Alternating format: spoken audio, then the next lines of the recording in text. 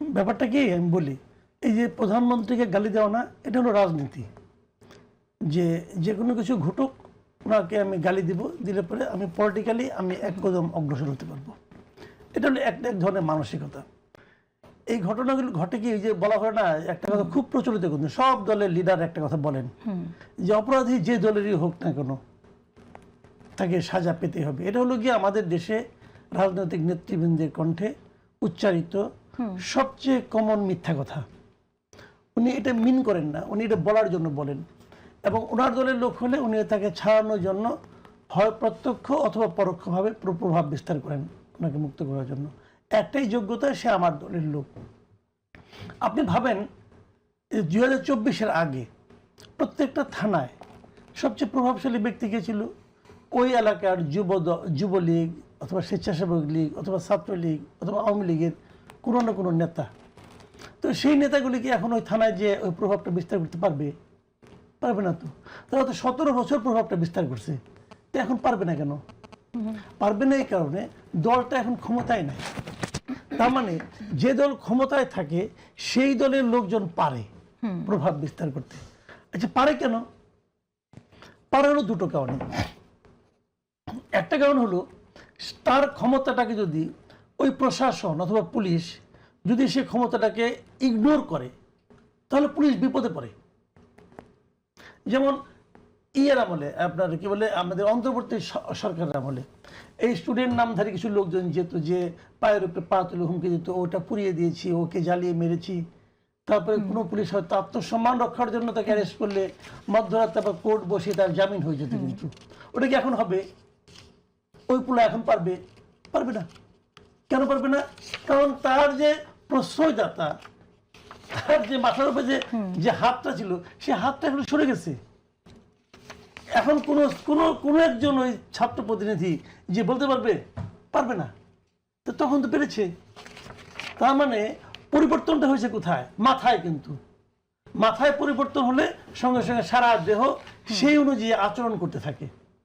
তো এখন এটা কি মনে ঘটে? এখন আমি কি বলবো যে আমাদের বর্তমান যিনি আথার সর্বোচ্চ জায়গায় যিনি আছেন, তারেক রহমান, উনি কি এটাকে করতেছেন?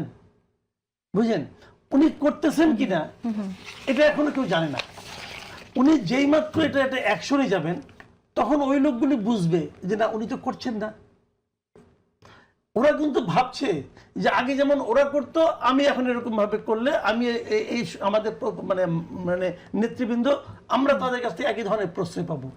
যেই মাত্র নাকি একটা প্রশ্রয় না দেওয়ার মতো ঘটনা ঘটবে, বড় ধরনের ঘটনা ঘটবে, সেই মাত্র কিন্তু বাকিরা একটা মেসেজ পেয়ে যাবে, না এই লোক তো দেয় না প্রশ্রয়। তাহলে কিন্তু পরিবর্তনটা মাথার থেকে আসতে হবে।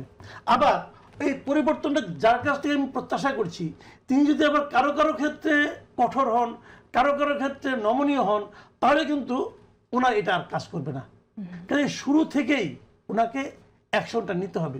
যেই মাত্র উনি শুরু থেকে অ্যাকশনটা নিতে পারবেন, সেই মাত্র কিন্তু কাজটা হবে। আমি আপনার একটা ছোট্ট উদাহরণ দিচ্ছি। কিন্তু এই ঘটনাটা যখন সামনে আসলো, আমরা তো খুব অল্প সময়ের মধ্যে দেখলাম যে অভিযুক্ত নুরাকে গ্রেফতার করা হলো।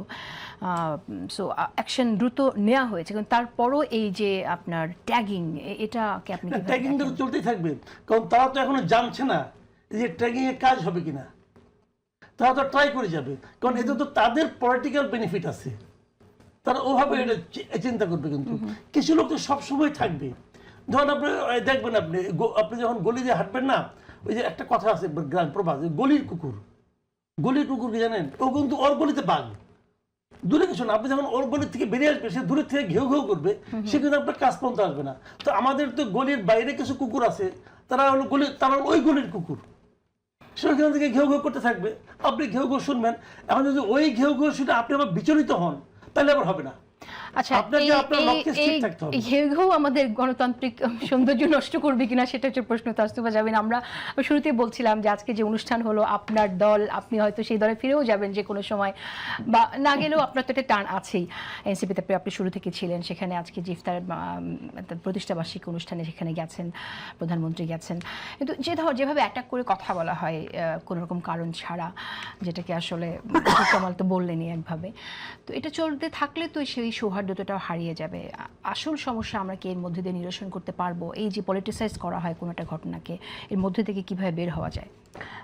প্রোগ্রামের আগে মাসুদ ভাইয়ের সাথে এটা নিয়ে আলোচনা হচ্ছিল যে আমি ফিরে যাচ্ছি এনসিপিতে, এরকম বেশ কিছু নিউজ হয়েছে। আপনি তো অন্তর্যামী, টান আছে এটাও বলে দিচ্ছেন। আসলে এরকম কোনো কিছু সেটা থাকার কথা না।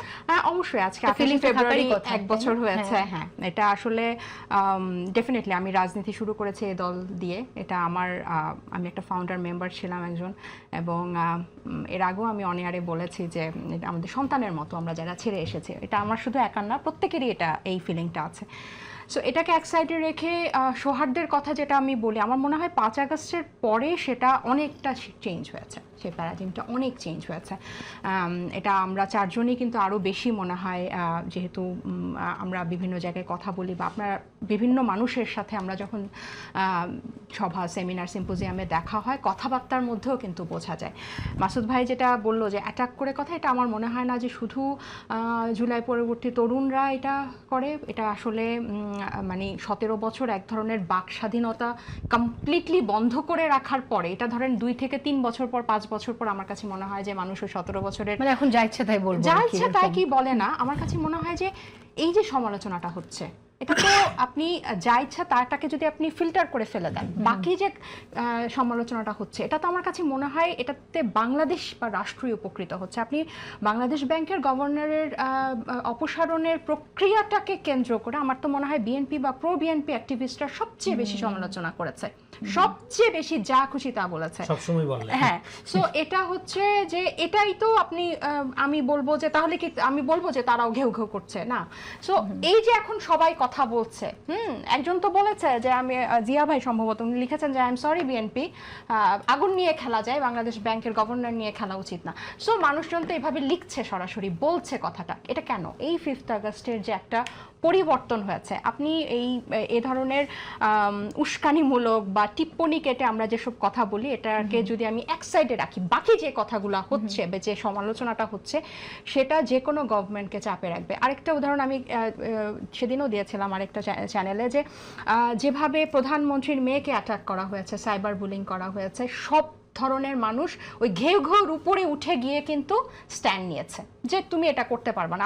আমরা তার কনস্ট্রাকটিভ ক্রিটিসিজম করতে পারবো, তার পলিটিক্সের, তার পলিসির আমরা সমালোচনা করতে পারবো, বাট তাকে আমরা সমালোচনা করতে পারবো না।